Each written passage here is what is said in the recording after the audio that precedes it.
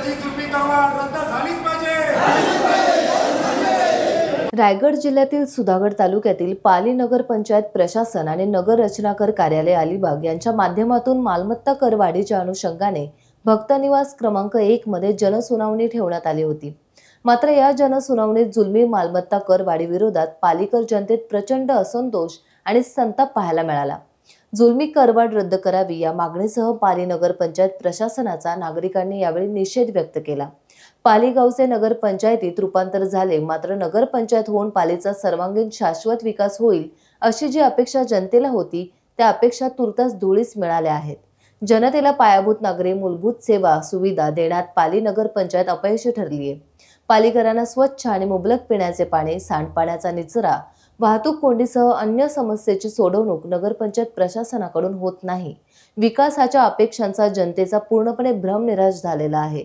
त्यामुळे या जनसुनावणीत नागरिकांचा संताप अनावर झाला। त्यामुळे सदरची जनसुनावणी रद्द करण्यात आली।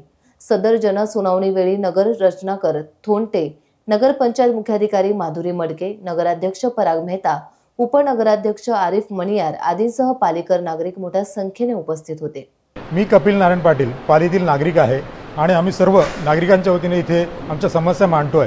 पाली नगर पंचायतीकडून प्रस्तावित करवाढ ही गेल्या ऑक्टोबर 2024 मध्ये नोटिसीमार्फत देण्यात आली होती आणि आमच्या सर्व नागरिकांकडून या करवाढीला कडाडून विरोध झालेला आहे। वास्तविक असं आहे की पाली नगर पंचायतमध्ये कोणत्याही सुविधा नाही आहेत, फिल्टर पाणी योजना नाही आहे, गढूळ पाणी प्रत्येक नागरिकांच्या घरात जातं, इथे सार्वजनिक उद्यान नाही आहे, रस्ते अरुंद आहेत, अतिक्रमण रहित असे रस्ते आहेत आणि सतत ह्या नगरपंचायतकडे तक्रारी करून सुद्धा ह्या कोणत्याही सुविधांकडे नगरपंचायत ही दुर्लक्ष करत आलेली आहे। आणि आता ह्या करवाढी ही जी काय झालेली आहे, काही प्रमाणात 200%, 600%, 800% ही करवाढ अक्षरशः संतापजनक आहे आणि ह्या करवाढी संदर्भात नागरिकांनी हरकती आम्ही घेतलेल्या आहेत। या हरकतींवर आज इथे सुनावणी लावलेली आहे। पण यातली मुख्य बाब अशी आहे की ही जी सुनावणी आहे ती वेगवेगळ्या टप्प्यात लावलेली आहे। कोणाची सुनावणी 11 वाजता, कोणाची 12 वाजता, कोणाची संध्याकाळी 5 वाजता। असं शासन का करतंय? हे टाउन प्लॅनिंगवाले, नगरपंचायतवाले असं का करताय? आम्हाला नागरिकांना काही कळायलाच मार्ग नव्हता। त्यामुळे सर्व नागरिकांनी इथे रोष व्यक्त केला।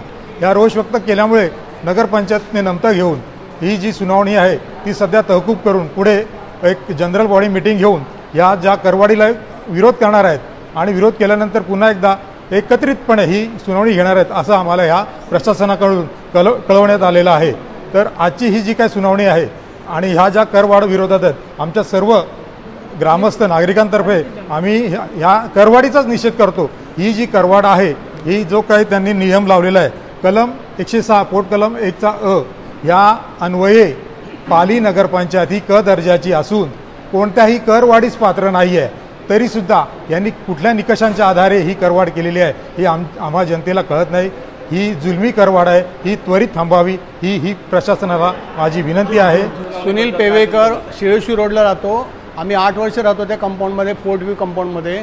गेले 5-7 वर्ष आम्ही ह्या गोष्टीसाठी पाठपुरावा करतो। आम्हाला पाणी नाही आहे, लाईट नाही, नळ हे लाईट आहे तर स्ट्रीट लाईट नाही। आम्ही आमच्या स्वखर्चाने मी आतल्या कंपाऊंडमधली आम्ही लाईट पाणी खर्च आम्ही स्वतः खर्च करतो आणि मेंटेन करतो आहे। ग्रामपंचायतीने आम्हाला काही त्यावेळेला आपल्याला पाठपुरावा केला नाही आणि काही नाही दिलं। तर आता ह्या कुठल्या प्रकारची करवाढ दिली जाते आणि आम्ही आजपर्यंत आम्ही पैसे भरलेले पण आहेत। फक्त याच वर्षी तुमचं ह्या लेटर आलेलं आहे की असे तुमचे काही करवाढ केलेले आहे, पण हे कुठल्या बेसवरती? मेन म्हणजे म्हणण्याचं उद्देश तुम्ही आम्हाला काही कुठल्या गोष्टी फॅसिलिटीज देत नाही आहे। पाणी पण नाही, पाणी आम्ही स्वतः पाईप खर्चाने पाईपलाईन टाकलेली आहे, ते आम्ही पाणी कट केलं गेलेलं आहे। मग हे कुठल्या बेसवरती आणि कुठल्या न्यायाने करताय? हे चुकीचं आहे असं आम्हाला वाटतं। म्हणून आम्ही तुम्हाला एक लेटर दिलेलं आहे, त्याचा तुम्ही पाठपुरावा करा आणि त्याच्यावरती योग्य तो निर्णय देऊन न्याय देण्यात यावा। माझं नाव विनायक हरिभाऊ सोनकर, मी वार्ड क्रमांक 2 मध्ये राहतो। ही आम्हाला जी नोटीस दिली ती बुरुड वाडी म्हणून दिली। ते वाडी आमची नाहीच आहे, तिथे आमची बुरुड आळी म्हणून आहे आणि हे मतदार यादीमध्ये सुद्धा बुरुड आळी म्हणून आहे, तरीही ते वाडी का लिहिले आहेत मला शंका येते। आणि म्हटलं खालची आळी म्हणजे खालचा रस्ता हा हायवेच आहे। हायवेच्या रोडला लागणारे जे आहेत दुकानं किंवा घरं आहेत त्यांना जास्त रेट आहेत आणि आम्ही तर एका आळीमध्ये एका गल्लीमध्ये राहतो तरी मला तो रेट लावलेला आहे। मी एका लाकडी घरामध्ये राहतो तरी मला स्लॅबचं घर म्हणून दाखवलं आहे आणि 7 पट माझी घरपट्टी वाढवली। हे मला अमान्य आहे आणि म्हणून मी तो अर्ज दिलेला आहे। आणि त्याची हे सुनावणी व्हावी, त्यासाठी मला आता 1 वाजता बोललं होतं, पण 1च्या आतच हे सगळं आटपल्यामुळे मला तिथं काही सांगता आलं नाही. त्यामुळे मी त्यांचा निषेध करतो. माझं नाव वसंत ठकाजी शिंदे. जनसुनावणी ही पहिली दिली होती 29 तारीख, आता परत दिले 12 तारीख आणि 12 तारखेला सुद्धा वेगवेगळ्या टायमिंग दिलेलं आहे. असं वेगवेगळ्या टायमिंगला येऊन लोकांची जनसुनावणी घेण्यापेक्षा सर्वांची एकत्रित घ्यावी आणि सर्वांना काय ते जे म्हणणं आहे, सर्वांचं जे म्हणणं आहे ते सर्वांचं म्हणणं एकदम ऐकून घेऊन त्याच्यावर निर्णय द्यायला पाहिजे. आमचं म्हणणं असं आहे की ही जी घरवाढ झालेली मालमत्तेवर जी घरवाढ म्हणजे घरपट्टी वाढलेली आहे, ती मालमत्ता वाढ ही बेकायदेशीर आहे. ती या पाली हे जे शहर आहे हे नवीन नगरविकास पंचायतमध्ये झालेले आहे, नगर पंचायत झालेली आहे पालीचे. आणि ह्या पालीच्या नगरपंचायतीमध्ये कुठल्याही प्रकारच्या सोयीसुविधा नाहीत. पाणी, रस्ते, गटार किंवा इतर ह्या ज्या सुविधा लोकांच्या पाहिजेत त्या कुठल्याही प्रकारच्या सुविधा लोकांच्या नसल्यामुळे ही जी मालमत्ता करवाढ झालेली आहे, ही मालमत्ता करवाढ ही जुलमी आहे.